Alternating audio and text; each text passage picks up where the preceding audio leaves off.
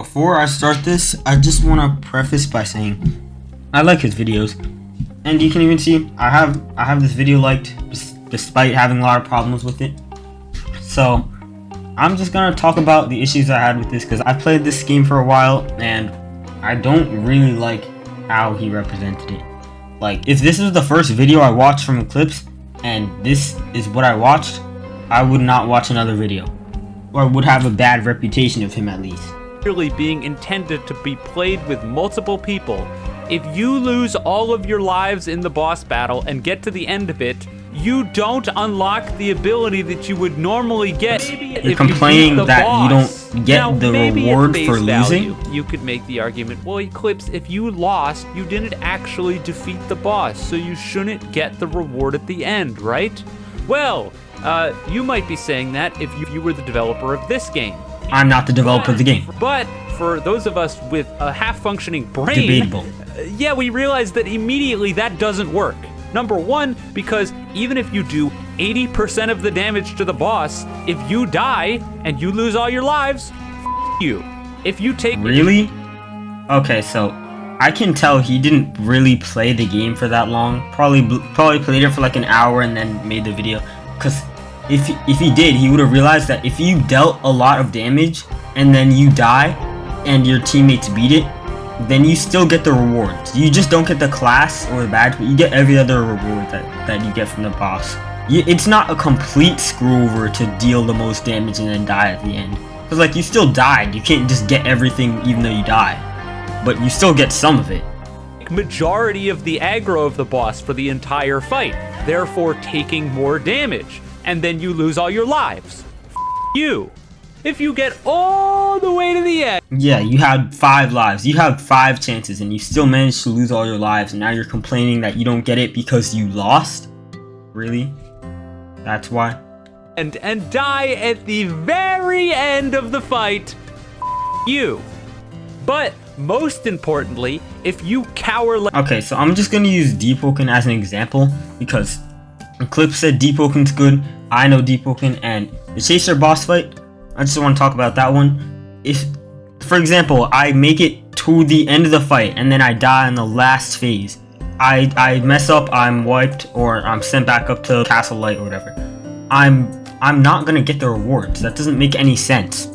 I don't deserve to get the rewards because I got so close. I was right there. I almost killed it. That doesn't make sense. I think they're being courteous by giving you the XP and the points even if you lose. Because you still lost and you had 5 chances. Like a bitch in the corner and do nothing to help, that's more effective than actually helping. Who designed this? Are you kidding me? Yeah, I can see this complaint because in the game leeching is a pretty big problem. We call this, well, I call this leeching. Basically, you just sit in the back and do nothing. Usually I try and get these people to die before I beat the boss, honestly. Because it's like, why aren't you playing the game? Can you at least try playing the game? Yeah, there are some things that can get rid of this. Like later bosses, the harder bosses, you'll see they have what I like to call leech killer moves. Essentially, they'll catch anyone who's sitting in the back or not paying enough attention. They'll get caught off guard by these moves no matter what. So like certain bosses, even though the person isn't playing aggro and they're getting carried by their teammates, they're gonna die anyway because they're not paying enough attention and they don't know what's going on. You have to know what's going on for them. But for a lot of the starter bosses and a lot of the mid-game bosses, that doesn't really exist too much. So they should definitely do something about that. I remember they were trying to make it one time so that you could report people who did this. Like hello? Just change your game to make it so they actually have to play the game. I can't even look at the screen. Look at the screen right now. This idiot completed the boss fight, but I didn't, despite doing more than him because he hid in the corner while everyone else did all the work. Does that make any sense? No. Okay, but like, you still get the points and you still get the XP. And also, like, bro, you did 529,000 damage. You really think, oh my god, I did 300,000 more damage. I should have been the one to get the class, not him. He's doing nothing. Like, you barely did any more than he did. It's not that big of a deal. I can see if you were like, if you were playing aggro the whole time and you were actually doing well, which you weren't. I can see from the gameplay you weren't doing that well. And I can tell you didn't play the game for that long, so that's fine. But you weren't like the MVP. You just kind of tried. You just kind of fought. That's it. You died. You can try again. A trial and error game, that's just gonna happen sometimes. No, it doesn't. Plain and simple. This is one of those things where I really wish that I could just sit down with the people behind this. If the people behind this see this, go to the comments right now and be like, Eclipse, the reason we decided to make it so if you hide in the corner and let everyone else do all the work, you get rewarded, and if you actually fight the boss and take aggro and put yourself in the most dangerous positions, you have a far more likely chance of getting totally screwed, please let me know. Go ahead, go down there, let me know, because this is indefensible. It's indefensible. I'm sorry. There's no way that you could come up with an excuse to defend this. You can't. So if you die during a boss fight, should you spectate and finish the match? No, Alt F4 and go join another match, because even if you did all of the work, it doesn't matter if you die at the end. F you. What a joke. What an Nah, okay, bro. Like, this is another thing.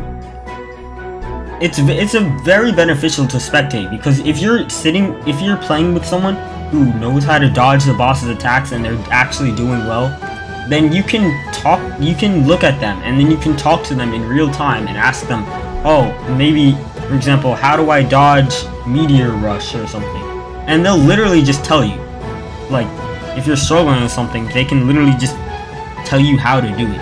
Don't Alt F4 if you have good players in your run. Actual joke.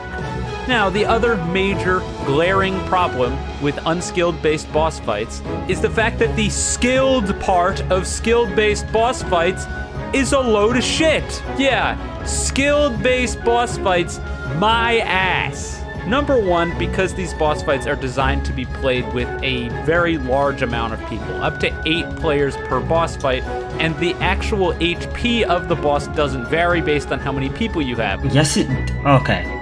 The defense and armor of the boss varies. So if he had actually paid attention and played the game for more than an hour, he would have seen that his rondo here, he uses that, it does 9,000 damage. Normally that does 14,000 damage, but because he brought 8 players, it did 9,000.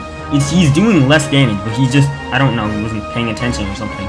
Didn't realize he does less damage to the boss now.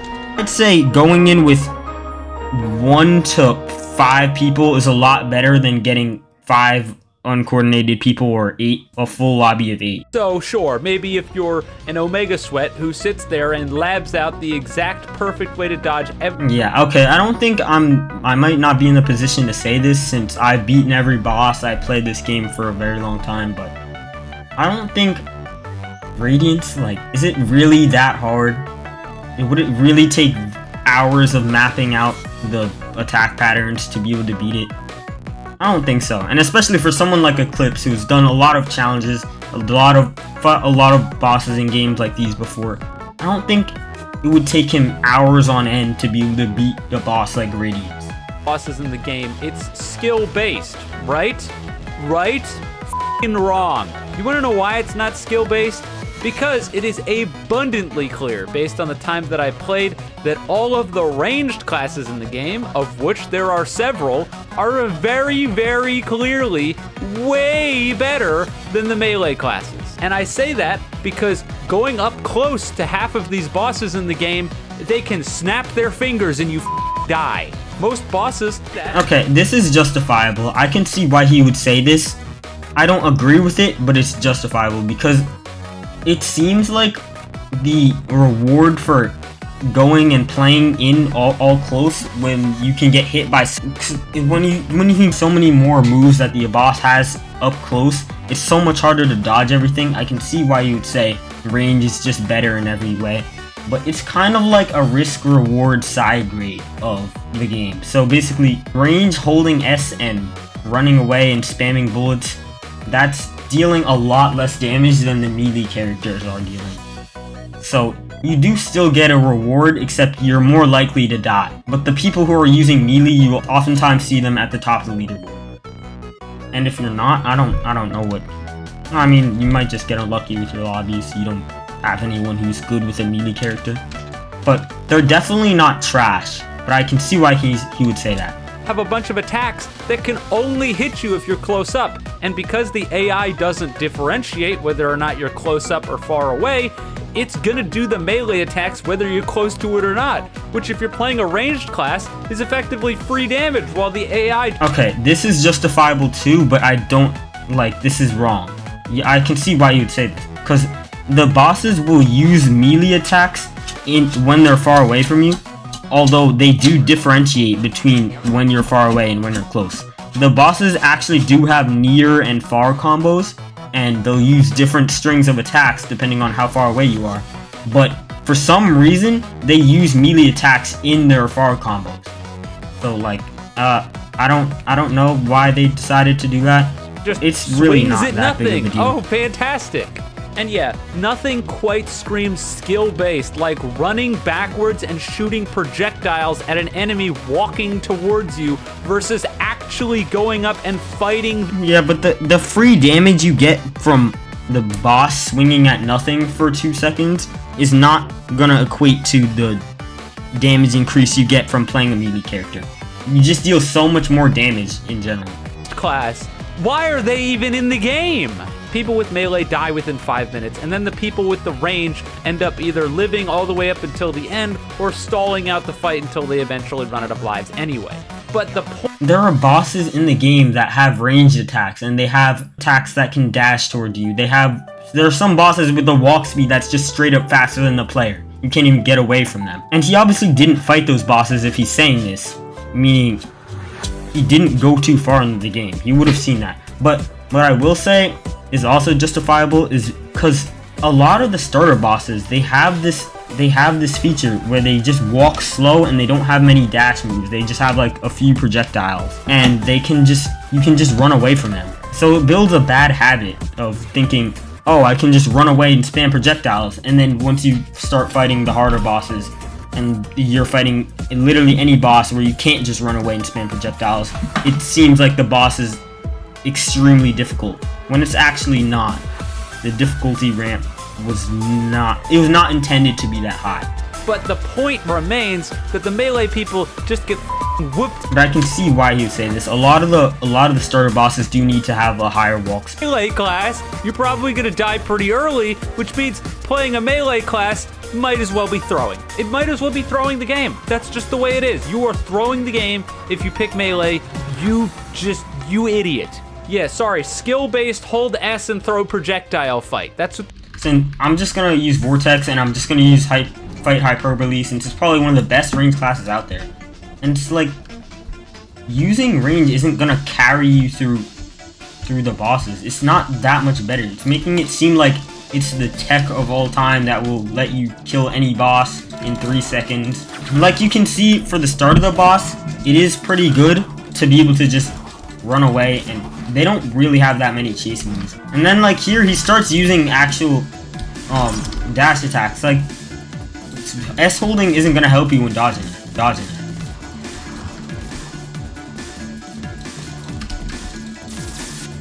Like S holding really helped me there. If I wasn't S holding, I wouldn't have jumped over that. Oh, and these meteors, if I wasn't S holding, I would have died right there. Just walk, whatever. Oh my god. Why can he do that while I'm in the force field? Like, that's the type of thing Eclipse should be complaining about. Just look at it. S holding. I won't die. I'm just S holding. That's why. See? Because I S held, it put me further into the AoE. That's why I'm looking.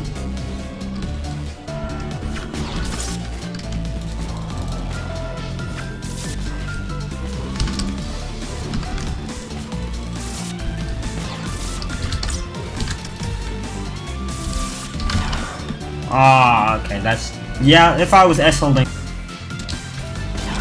What is this lag? Yeah, that's something he should complain about.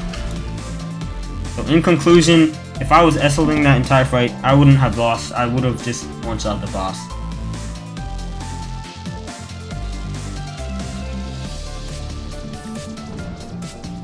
Yeah, okay, like, this is one of the things where if he was spectating and he just asked his teammate, asked Stella, oh, how do you dodge the barrage attack? They would literally just tell you. Radiance has, yeah, the attack is unreactable, but Radiance has combos, and Radiance has an attack pattern that's based on what she was using beforehand and where you are. So you can tell when she's about to use barrage and predict it, instead of having to try and react to the unreactable attack. Because obviously you're not supposed to react to it. Like, you can see that it's not reactable. Obviously they wouldn't make you just get killed for no reason. So he just didn't see the intention that the devs were going for with this. Would you ever be able to react to some of this stuff?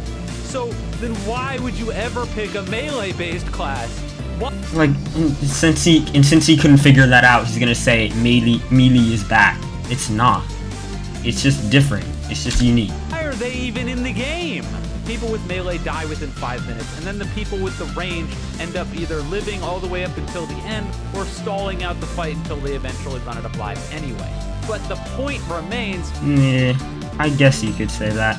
It's just kind of like, it's a risk-reward using melee, so the people who are using melee are oftentimes gonna die first, but they're also gonna do more damage. That the melee people just get whooped immediately because there's so many attacks that will absolutely dumpster on you if you get up close. And of course we can circle back and factor this into what I was saying earlier, which is the fact that if you die, no matter how much damage you did, you get screwed. So if you're playing a melee class, you're probably gonna die pretty early, which means playing a melee class might as well be throwing. It might as well be throwing the game. That's just the way it is. You are throwing the game. If you pick melee, you'll just do more damage. It's like he obviously didn't try long enough to actually realize what was going on, what they were going for when they were using the melee classes. They should call this game, because, oh my god.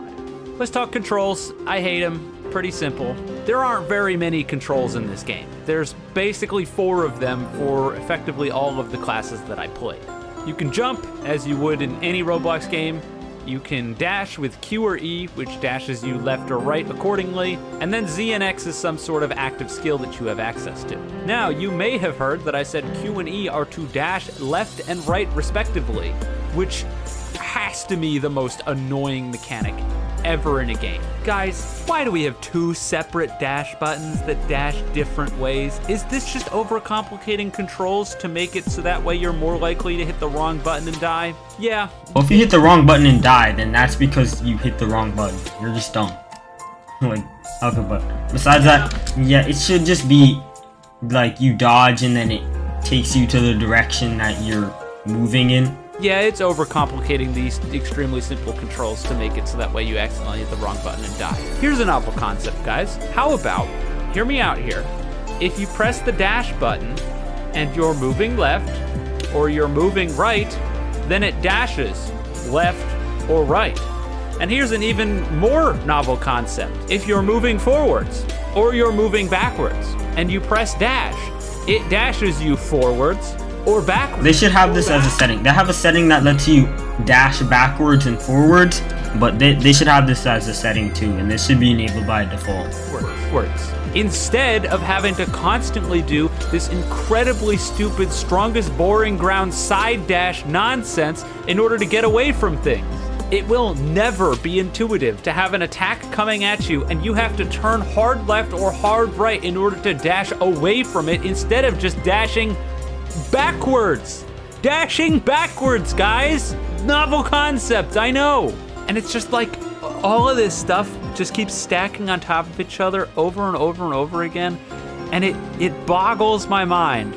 Like, how did nobody say, maybe there's some... Yeah, we have such messages like, if you want to change your class, instead of having a button to do that, use the rejoin command. Does that sound intuitive? No, not at all. Or how about if the people, I can see why he says that. Like, the devs of this game, they don't really seem to care about polish. Yeah, that shouldn't exist. They should just get rid of it. Why is it still there? It's been there forever. Why? Like, get rid of it. Porter breaks, you can reset to fix it. Or maybe I don't know what's happening with the camera here. What? If you're self-aware with the problems that you have, instead of a lot of stuff that you can mess with, which is cool. The animations and particle effects, while in my opinion are way overblown and make it so that way actually seeing what's going on is next to impossible sometimes, thanks Blox Fruit, is still impressive Again, at the end of the day. He didn't play long enough to decide checking the settings. He didn't see that you can disable particle effect, and you can disable other people's particle effect. It's just like, you didn't pay attention at all. Don't get it. And it sucks because there is some cool stuff here. I really like the system of the fact that when you defeat a boss, you get a new class, which means that there are tons of classes that you can choose through in this game. Although some of them get written off because they're melee classes and they're worthless. But at the end of the day, there's a lot. And even now, talking about this stuff and the positives that I have to say, I end up immediately thinking about some of the other problems. And then it takes away from anything that would be good. Like the fact that there are supportive classes in the game that can heal you, but 80% of the time that you get killed in the game, it's to a one-shot f***ing kill.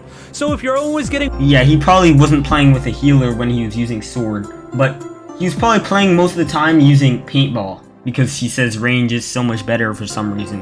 And when you're playing with range classes, you don't really have that much HP, so healing isn't gonna do you well when you just get one shot by these attacks. But if there are classes like sword or gladiator where you have a lot of HP, it's very useful to be able to get healed.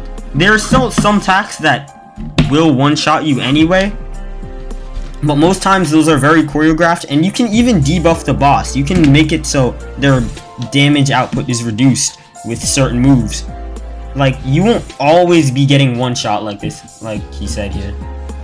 But a lot of the time there are harder bosses where you just get one shot with every single attack. One shot killed by everything, then what the hell's the point of a healer? You can't heal anyone, they die instantly. Or they get hit with an anti-heal, so you can't heal them anyway. Anti-heal? You did not, I can tell you did not play that far into the game to where there are bosses with excessive anti-heal.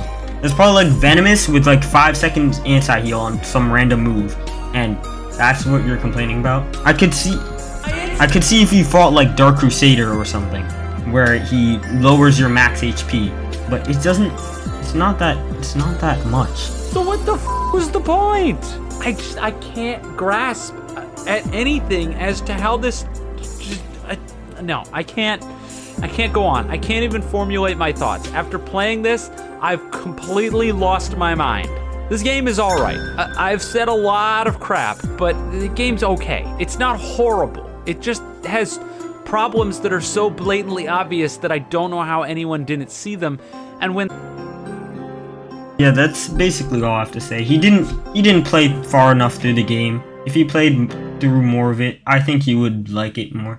And also, I don't think everything he said in this video was invalid. I think a lot of it was pretty...